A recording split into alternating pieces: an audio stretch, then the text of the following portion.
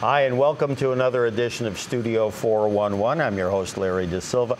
What an exciting event this has been. It's been like running through the malls trying to get that one special gift and spending hours trying to get that gift. Well, our gift has arrived, and we have the lovely and talented Sheri Rowe joining us, up-and-coming country singer with let me read the quote. An energetic singer-songwriter with a mix of classic country with a little bluegrass and blues rock flair. So she'll tell me if I have the right assessment. Her website for more information, SheriRowe.com. So Sheri, welcome to Studio 411. Thanks for joining us. Thank you so much, Larry. Glad to be here. Very good, very good. Now tell me, you hail at the moment from Arizona, a native, how would you say that, Arizonian? Yes, Arizonian. I'm actually not quite sure which one is specifically correct, but yeah, raised in Arizona. That's still our home base for now. We travel quite a bit these days, playing shows and of course recording back in Nashville, but for now, we're still out here in the desert. Now, just so I kind of, because again, I have not had the pleasure to go to Arizona and various parts in the great wide country of ours.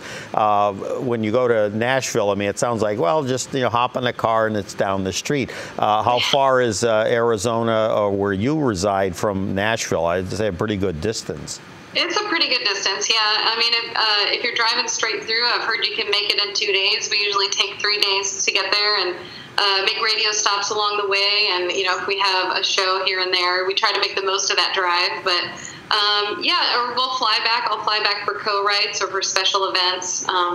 But yeah, it's we spending more and more time there. Everybody keeps asking us when we're going to get a little piece of land, maybe, and I was going to say, yeah, it might behoove you guys to do that. Now, tell me a little bit about the band. I know your husband is a bass player, so he's the rock to lean on. And tell me about give the other members of the band a plug while we have them have you on here. Yeah, absolutely. Yeah, you're right. My husband Kevin plays bass, and we met, putting music together. And it's really a blessing because we don't have to say goodbye when we're hitting the road or going to play shows, and it's really a blessing to be able to have my best friend with me when I'm out making music. And the rest of the band, gosh, we're 6-piece when we're all together playing our full band set. And we've got some of the most talented musicians. Although we're based in Arizona, a lot of our players are either from Memphis or Nashville, and really have some of the best players around. I'm proud to call them my band members and my friends and my brothers. They're pretty great. And now the intro I gave you as far as the type of sound, how would you describe your sound? Again, a pretty accurate depiction there, a classic country with a mix of bluegrass and a little blues rock, or how would you describe it? Yeah, I mean, I think that's a good quote. It's always hard when someone asks you to define your style. I think it's always interesting to get others' opinions on that. So, I mean, looking at my influences, I think that is an accurate description. I love the instrumentation of traditional country. It's interesting, though, to see how pop music has influenced country over the last few years. And as a songwriter, pop phrasing is something I really love. It's very interesting. So I think that, combined with the traditional instrumentation of bluegrass and country, I think it makes for a really good mix. I was also raised listening to a lot of classic rock, so that's always going to find its way in there. But yeah, I think that pretty much sums it up. Now, something you said just reminded me, in the 80s, which you're too young to remember that, but there was kind of a backlash when in the 80s, a lot of the country stars of the day, again, your Kennys and Dollys and so many others, kind of crossed what a lot of people thought was a bit too much of a line, where all of a sudden it took on more of a pop and less of a country sound. So you're saying that this may be happening again, but I don't know if the record companies would quite go so far over the line like they did the last time. In the interest of making money, of course, that's right. Yeah. Of course, I think we're always going to have that pendulum swing. I think if you look back, there were times when traditional sounds in country music, that's what everybody wanted, and then it swings toward more of the modern end and having other genres influence it. For the past few years, we've had a strong pop influence in country music, but with the new up-and-comers, and what I'm hearing out of Nashville in the industry is the pendulum is swinging back again, and people are wanting to hear some of the traditional sound. Now, do you think some of that was because of people like one in particular, like Taylor Swift? I mean, I know I read stories where, oh my God, outrage, you know, she's abandoning their country roots.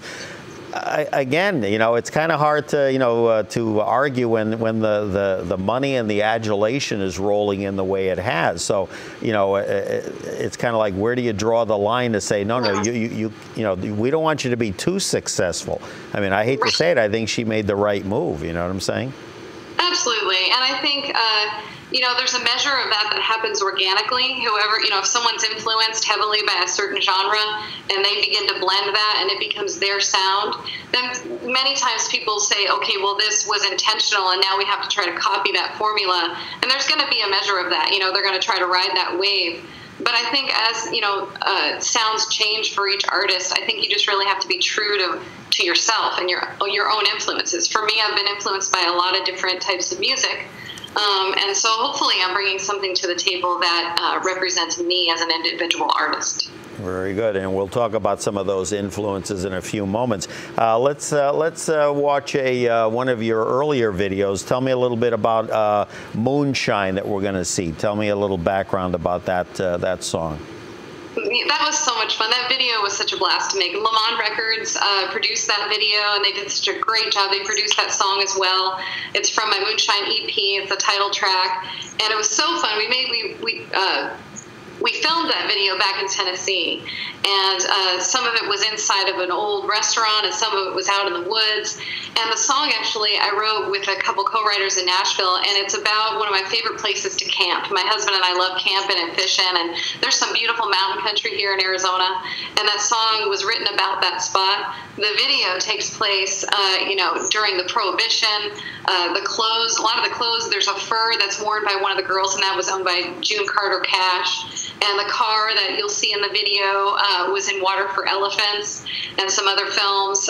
So we had a lot of fun. It was kind of fun just being in a different era and kind of playing that role. Very good. All right. On that note, let's take a look.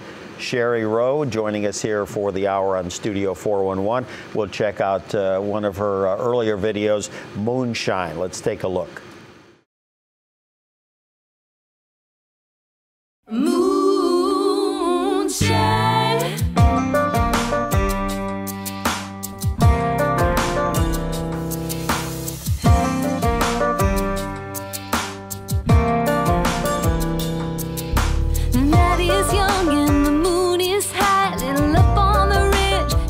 Be a good night. South wind bringing in a summer breeze. Cut a little path through the sycamore tree. I know you got a little stash in a mason jar, but I'd rather get a buzz from shooting stars. Moonshine,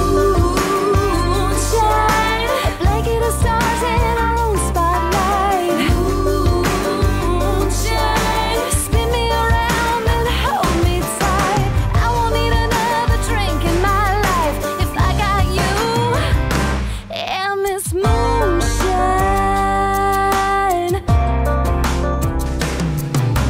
Going too fast on a logging road. Gonna get there quick, gonna dance real slow. Fire roars while the air gets cold. Sparks will fly, we'll keep each other warm. Moonshine, blanket of stars in our own spotlight. Moonshine, spin me around and hold me tight. I won't need another drink in my life if I got you. And it's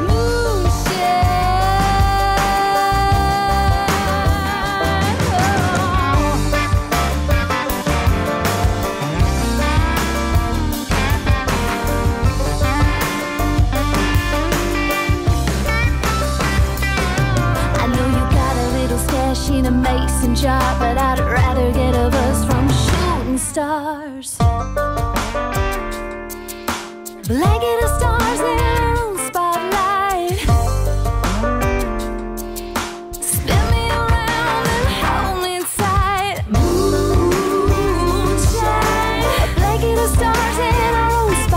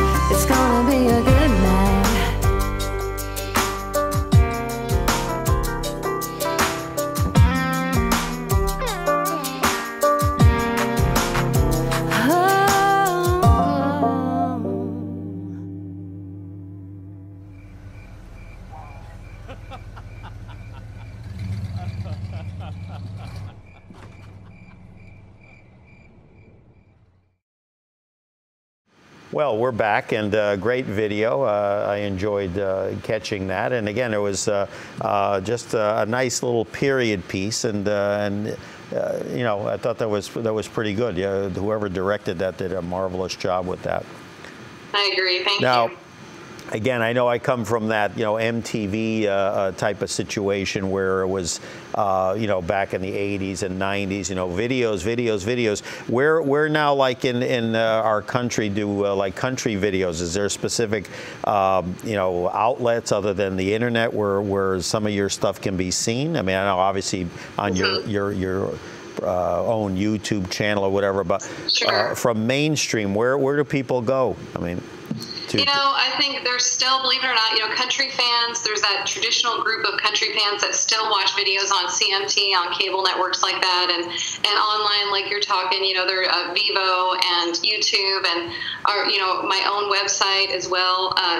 Video is really beginning to dominate once again. So I'm looking to definitely make more videos this year with the songs that I've been writing, and it's always exciting because you have an idea. You know what the song was about when you wrote it, and it's interesting to see a producer come in and a director and sort of write this storyline and kind of take it from their perspective and create this complete storyline underneath it. So that'll be fun.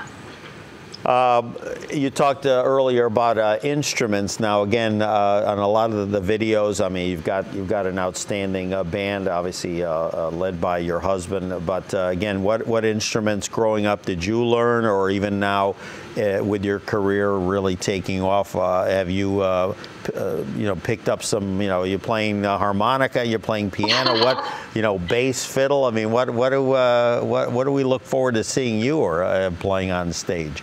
I honestly play just a little bit of guitar. I've always wanted to learn how to play the banjo, and I have it staring at me, you know, saying, come on, when are you going to pick it up? It's funny how, like, life gets so busy, and I get, you know, caught up in touring and songwriting, and those things that, you know, I want to learn that are new kind of keep, you know, tapping me on the shoulder, so to speak. So hopefully I can add something new to my repertoire this year. It'd be fun to bring something up on stage.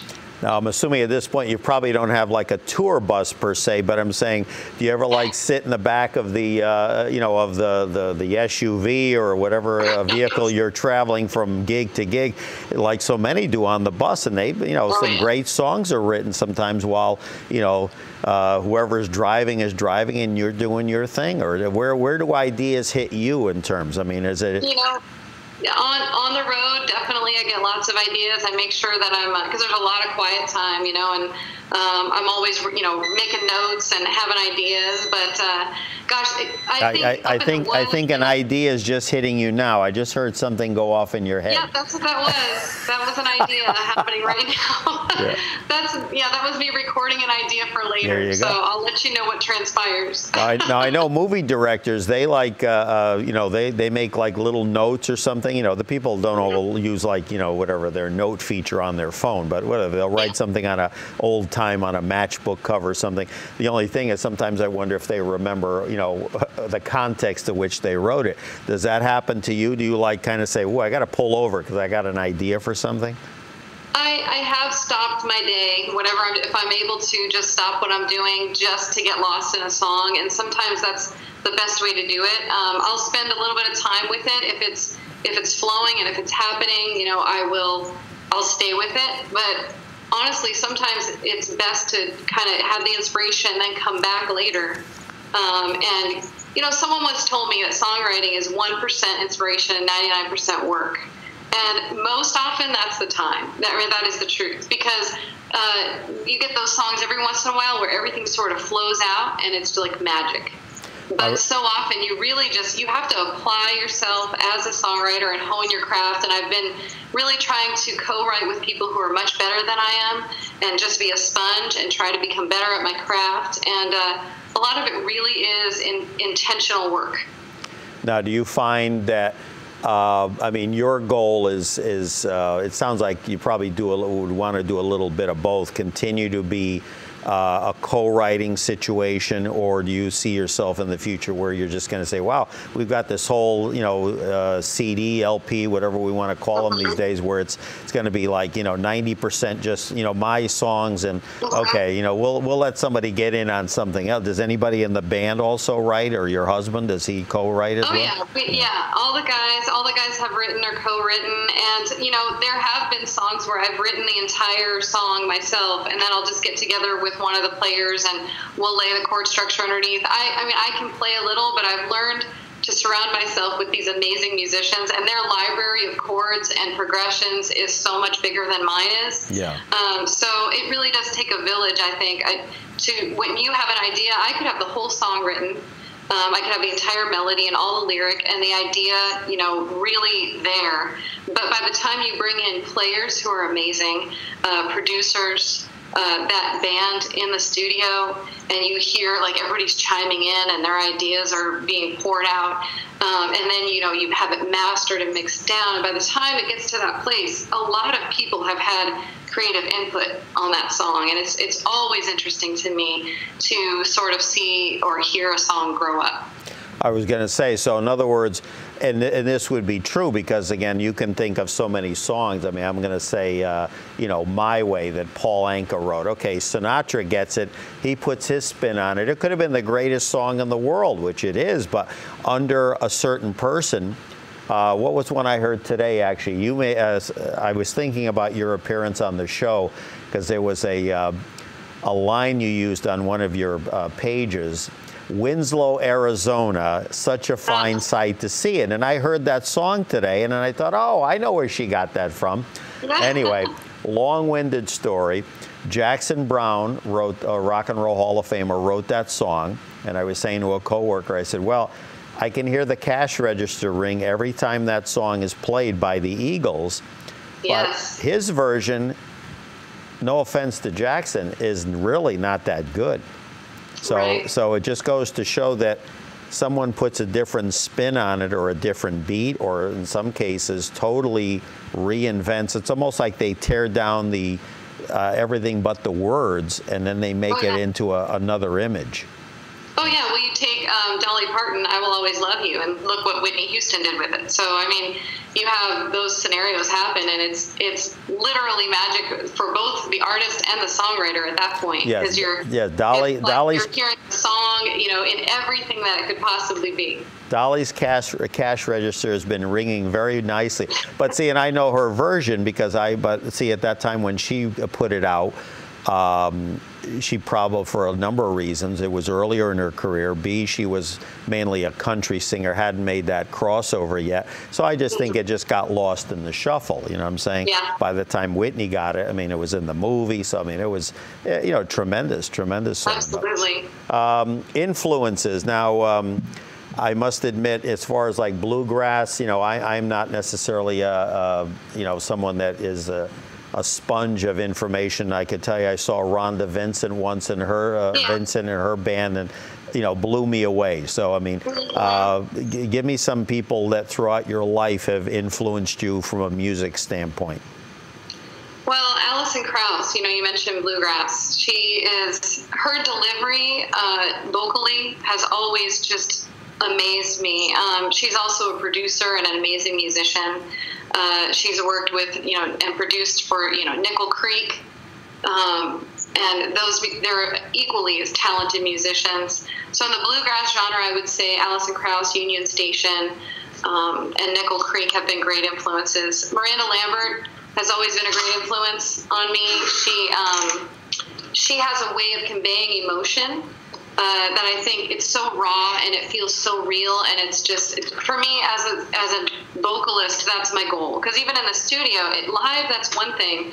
It seems like it can be easier live to convey that emotion. But when you're in the studio, you have to pour it out even more, because they're not seeing your facial expressions. They're not, you know, seeing your body language. They're not making eye contact. And Miranda Lambert is just so amazing at getting that raw emotion out. So definitely her. Little Big Town, you know, I grew up singing with a musical family, you know, all my life.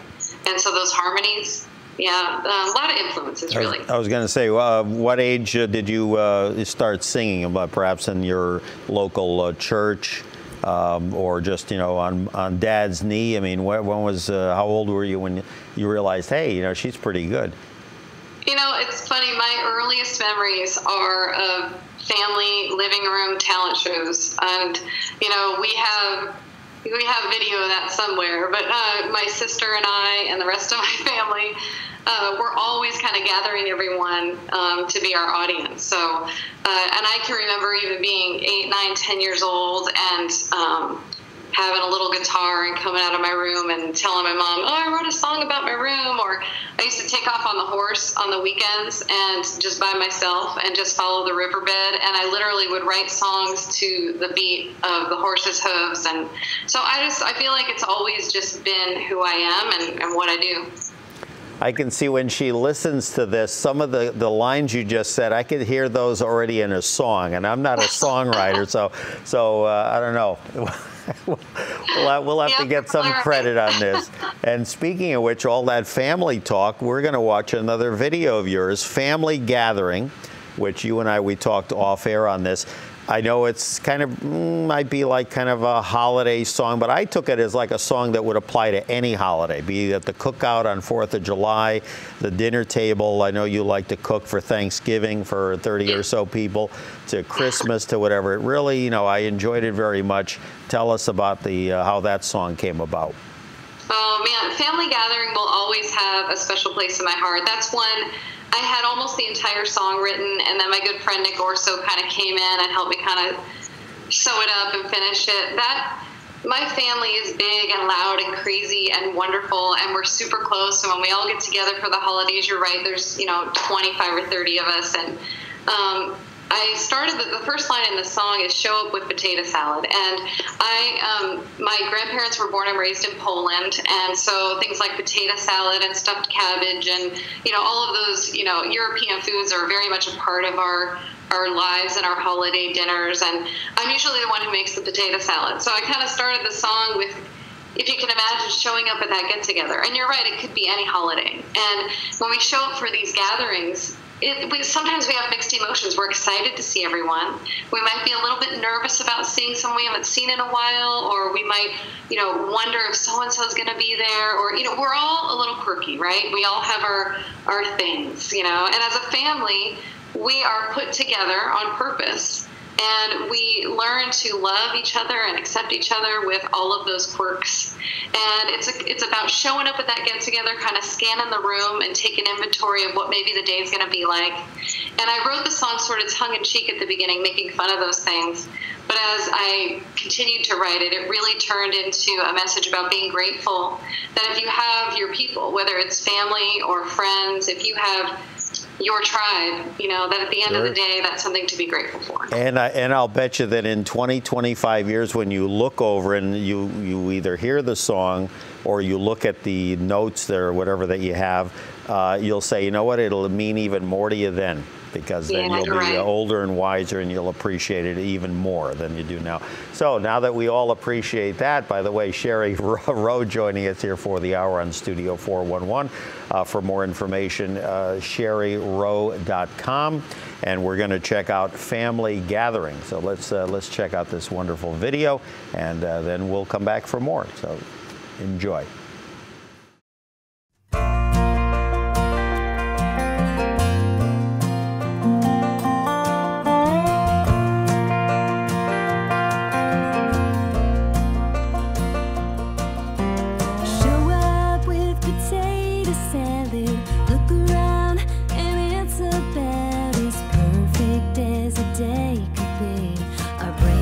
Functionality. Hug on mama, kiss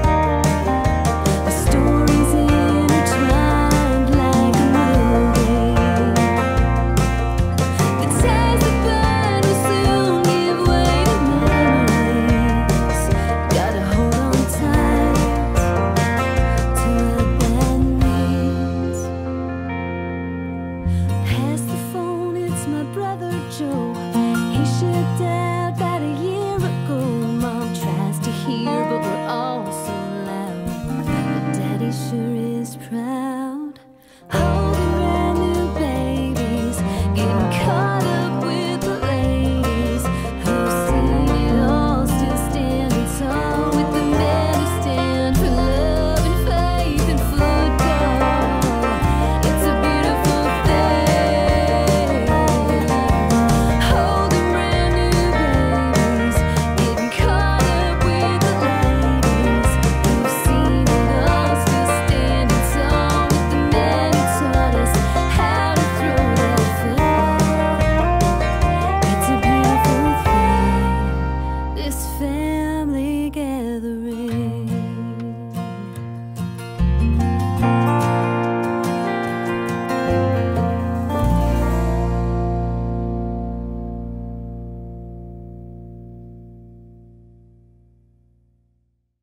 And we're back with Sheri Rowe here on Studio 411. Speaking about Polish food, I've had some in my life. Is it golunkies? Is that another type of Polish food or no? Golunki. Yeah, is yeah, It just depends on whether you're saying it with a Polish accent Yes, or not. yes, but it's no, stuffed cabbage or cabbage rolls. There you go. Love it good. But now that puts it all in perspective. Besides, having some marvelous cuisine, I was going to ask you, because you did a tour of Poland, you and the band. You did about, I don't know, 10 or 12 dates. So tell me how that came about. Obviously, was there a family connection in there, an ancestral dig, perhaps? It's interesting. There was not a family connection. The story is quite amazing, actually. I wish we could do a whole segment just on that story. So we have a good friend. I'll just give you the short version, which is just going to leave probably the viewers very intrigued. But I have a good friend who actually found out that his lineage, that he is royalty. Wow. And so now he is a count. He's a count in Poland officially. Found out that he owned castles and, outbuildings and what have you. And he invited us to come over. His ancestor was a musician.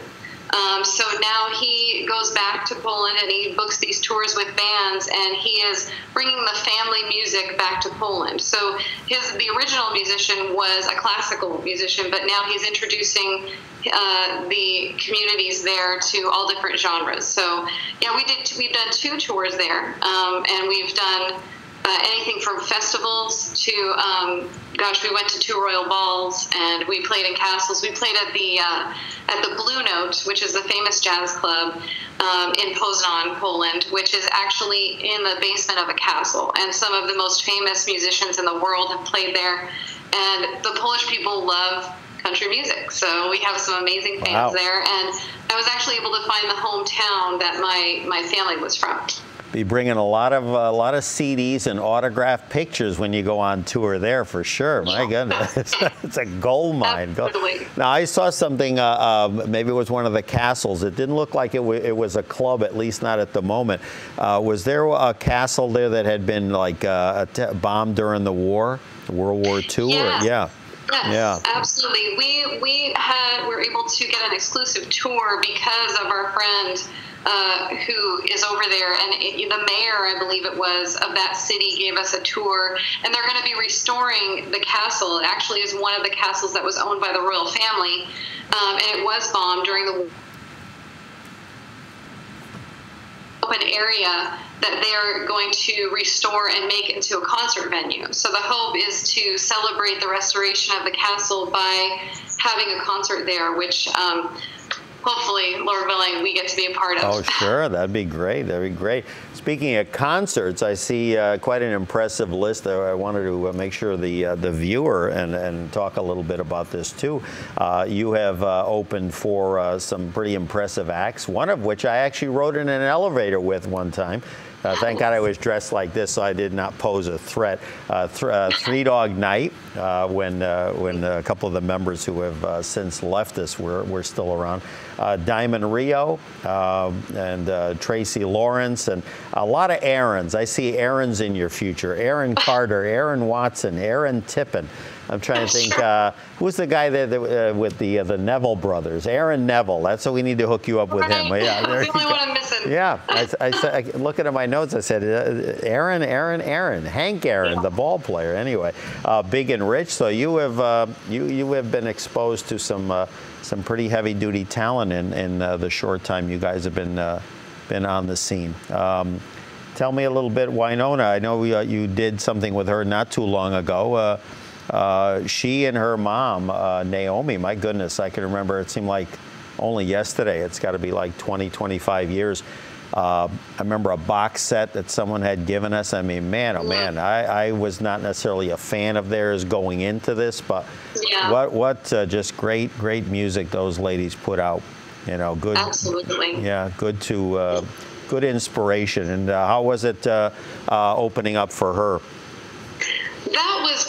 That was one of those things that I didn't even realize was a bucket list thing until I knew it was happening. And then I realized how much it really meant to me. I've been a fan of hers and of the Judds for a long time. And talk about a perfect example and a representation of true country music. I mean, as far as their songwriting, their story, and meeting her in person, just as sincere and nice as you would hope her to be, and encouraging. And we got a picture together, and she spoke some encouraging words to me, into my ear while we were taking the photo, and still puts on an amazing show. And her fans, it was so cool to open up for someone and have an audience there that was so about the music. It was at the Fox Theater in Tucson, and we play a lot of festivals, and those are great.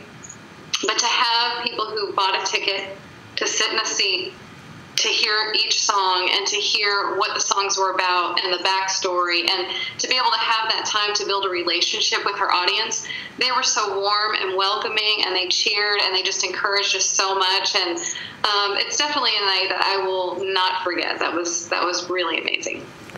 Sheri Rowe joining us for the hour here on Studio 411. For more information on Sheri, SheriRowe.com. We're just a plethora of videos today, but this is just to want to get what a fine performer she is, and have you folks enjoy some of this fine music that she and her band put together. Tell me a little bit about Southern Spells before we roll that clip. Southern Spells I co-wrote with a great friend of mine, actually the same friend I referenced on Family Gathering, Nick Orso. He's based right here in Arizona, and wonderful talent. Nick actually started writing that song, and we were inspired kind of by our trips going back to Tennessee and driving through the South. And, the desert here is the desert, and the mountains here are very much, they're sort of like Colorado. It's dry. There's not a lot of undergrowth. So when we leave here and we travel through some of these areas that have that thick forest, and, you have the fog and the humidity, and it's just that swampy kind of look. That whole feel really was what inspired us, and we said we want a song that kind of feels like that. And so Nick started writing this story about this Southern girl who is a little bit of trouble, and I came in on it with him, and it's really cool because we wrote the song a few years ago, and we had been performing it as a band, and the crowd always loved it, always went over really well. And when we were tracking last summer in Nashville, we had the opportunity to record one more song. We said, why don't we see, now that we've got Jimmy Mattingly here in the studio, with Garth Brooks' fiddle player, Jimmy Nichols, Carrie Underwood's keys guy, I mean, the best of the best players in the room. We're like, let's see what Southern Spells becomes when it has these guys playing on it, and it has a chance to really reach its full potential. And man, those guys brought that song to life like never before, which inspired me to sing it like I never had before. And I feel like it became something we're really proud of. So we were glad to see it chart and hit radio and be able to reach so many fans this year. There you go. There's an example in reverse. Usually people sometimes do a song live, and it kind of brings out something that might have been missing. And here's one where actually once you got some good core people behind you, in addition to your band, just to kind of light that extra spark and make magic, as they say.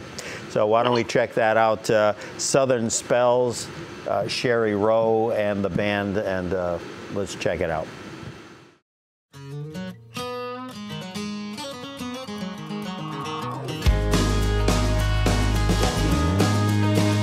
Well, I'll tell a tale of these southern towns. It's enough to make you pale when the tide's rolling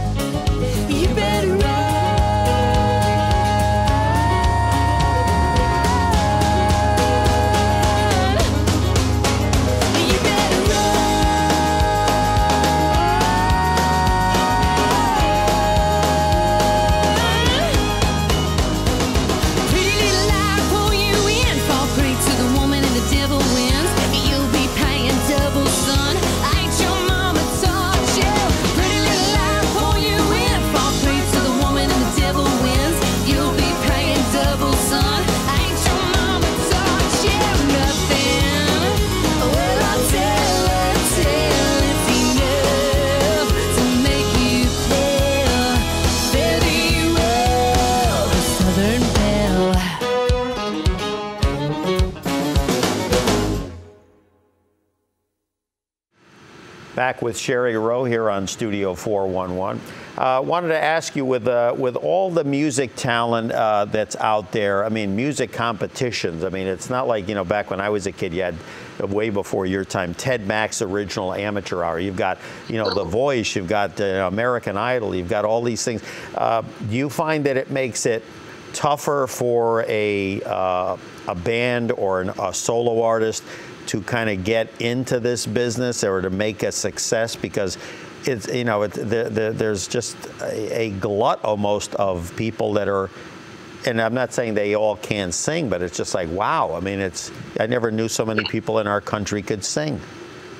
There are so many talented people, Larry. You're right. It always amazes me, and I think regardless of whether you know, those who have the opportunity to be on The Voice, to win those competitions, to have that kind of platform, you know, that's great, you know, that they have that opportunity. But even with that opportunity, I think it takes so much work to really push your way through the crowd in this business, because there are so many talented people. And those of us who get a chance to have our voice heard, whether it's on a show like that or being able to cut a song or release it to radio, I think you have to seize your opportunity. Last year, the country radio seminar in Nashville, I had the privilege of sitting in a room with radio people from all over the country and some other artists to hear Garth Brooks speak.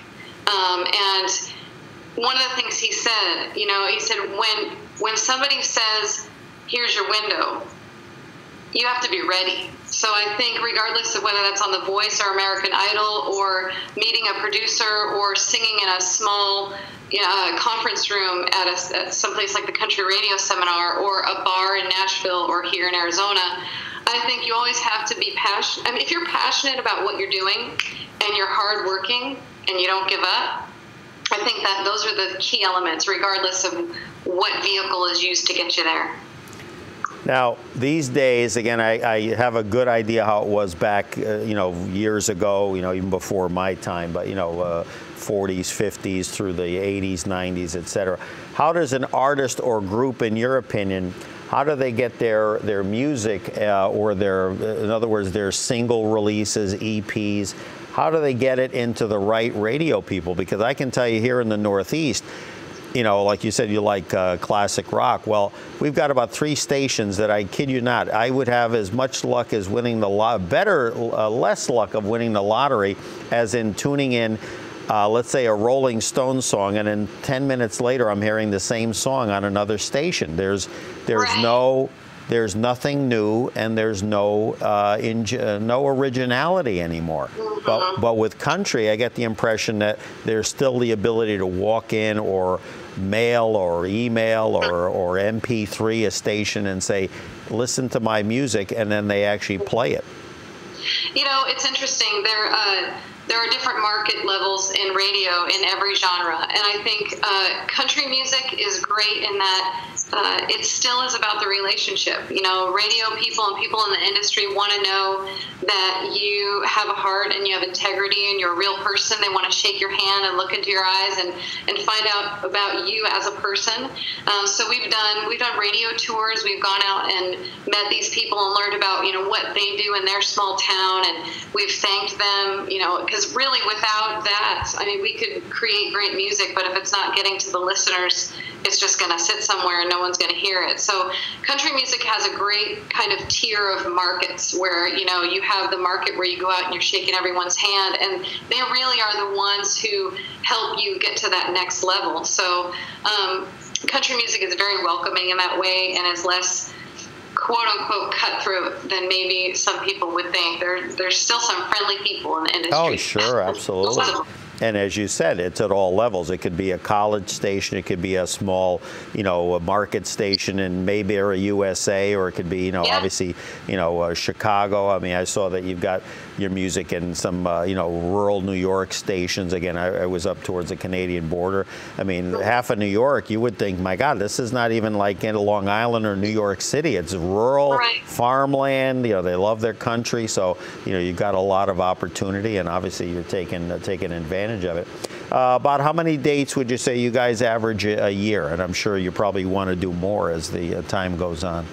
Yeah, I would say last year with the radio tours and the shows, probably around 100. But if you add in all of our stops along the way with all of our travels, I'd always like to do more. I think this year, you know, as we've seen last year, we're getting the opportunity to break into new regions, to have bigger stages and open up for bigger names. So it's interesting as I see the next year unfold, as I'm seeing the bookings kind of come together. It's going to be really cool to go into different regions and play, you know, longer tour dates and set up more tours along, sort of mini tours throughout the country. It's going to be interesting to see how that grows, because we're able now to build on these bigger dates and bigger stages that we're able to have. All right, as we are winding down here with Sheri Rowe on Studio 411, a couple of things. I heard your, hopefully I'm right on this, your favorite poet is John Keats. Is that correct? Yes.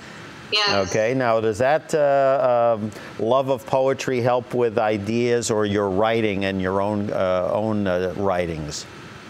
You know, I think for me, especially John Keats, and I think it sort of, I was a writer already, and then when I started to really look into poetry and read it, it just sort of like my heart just, I could just feel it just fill me up. It was very inspiring for me to read, and I do find that when I'm kind of going through a dry spell, reading some of that stuff just kind of gets everything flowing again. There you go. All right, well, we this has just flown by, and again, I know I've enjoyed not only having you on, and we have to try to get the count on with you the next time. I'd love to hear that story. I'll tell you. We are going to leave Sheri. We thank you for joining us, and you hang in there with us. Tell me real quick, Take That Shot. Tell me in 30 seconds about that song. Take That Shot, co-wrote with some great guys back in Nashville. It's about just, you know, when an opportunity comes, just going for it, not worrying about, you know, what's going to happen. You can have your plans are great, but when something comes along and it feels right, having the courage just to take that opportunity. Absolutely. All right, Sheri, we thank you so much for joining us. You hang in there with us, and we look forward to having you back on the show, okay? Thank you so much, Larry. Thank you. All right, and we've come to the end of another episode of Studio 411. But before we leave, we're going to check out the song Take That Shot, Sheri Rowe, SheriRowe.com. We look forward to bigger and better things from Sheri. We look forward to having her back on, and we look forward to having you join us again on the next episode of Studio 411. And let's check out the video, and we thank you for joining us. Take care.